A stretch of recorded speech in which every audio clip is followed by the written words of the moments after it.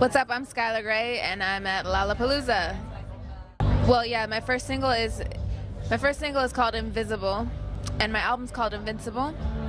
And that was something that came from Marilyn Manson. Actually, I was at his house and I was explaining to him, you know, my record and playing it for him, telling him my story, and told him I was thinking of calling my album Invisible.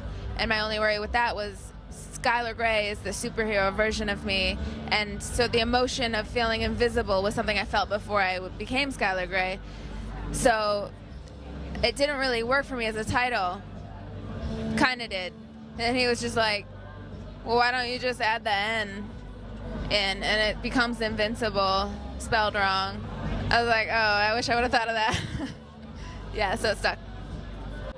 Yeah, I felt invisible, I mean, a few times in my life. It's one of those things that comes back in different forms. Once when I was in 7th grade, kids were making fun of me because I sang songs that were like about not smoking tobacco and Colors of the Rainbow. They're really embarrassing, like, kid songs.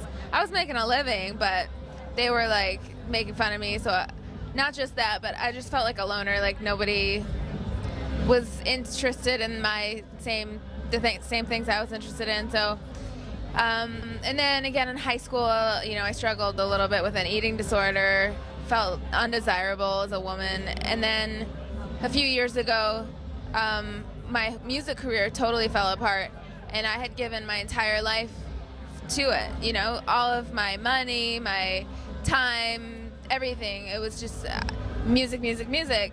And then suddenly I was caught totally broke, nobody giving a damn about my music, and I was just like forced to live far away and in the middle of nowhere to just try to get by, and I felt really invisible again. So it's one of those things that I think a lot of people can relate to, feeling just like no matter how hard you try, nobody's noticing. I don't really know how I got involved in hip-hop. It kind of just happened by accident. It did happen in 2006 when I did that song Where'd You Go with Fort Minor, and then it happens again when I wrote Love the Way You Lie for Eminem. I didn't try to do that. I don't know how it happened, because I never listened to hip-hop growing up. Well, the first version that was created was Love the Way You Lie, the original that you hear with them, and M rapping the verses, Rihanna singing the chorus. And then I just felt so, you know, connected with that song that I wanted to create a whole version of it that was just sung. And so I wrote version 3, and Rihanna wanted to put it on her album, and so then M added another verse. So to me it kind of is like a, you know, the songs, the versions are kind of reactions to the previous versions. So it's like the guy, you know, rapping on the first one, but then it's almost like her telling her side of the story with the version 3, and then he adds another. So it's like, it's that vicious cycle, but it's almost created in these 3 different versions in that same way. It's like back and forth. Dance Without You, I actually wrote about Holly Brook, my past self, my former self. I was just like, you know, Skylar Gray needed to kill Holly Brook, basically.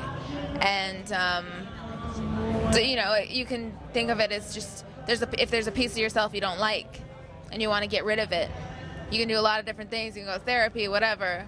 That's how I felt. Like there was this piece of me that I needed to get rid of. So I want to dance without you. You know, that's Skylar Gray talking to Holly Brook. And then for the video, I wanted to metaphorically show that, where it's like there's this person inside of me that wants to come out, but, you know, Holly was her own worst enemy, so she was holding herself back. So in the video, I just wanted to show that kind of like birth of Skylar Gray, and not in a real birth sense, but just something weird. So I came up with the idea of having Holly be in this hospital and be I bounced it off of the director too. We threw ideas back and forth, Paul Brown. But I just wanted to kind of have Skylar Grey emerge out of Holly's skin somewhere and then leave Holly to die.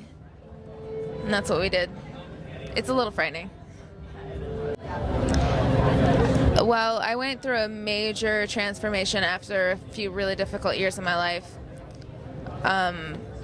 I was at the lowest low I'd ever been at and was totally broke. So I moved up into the woods in Oregon and just stripped everything down to the basics, basic survival, out of town in the middle of nowhere. And out there in the wilderness, I kind of proved to myself that I could be self-sufficient in every manner, from, feeding myself and, producing music.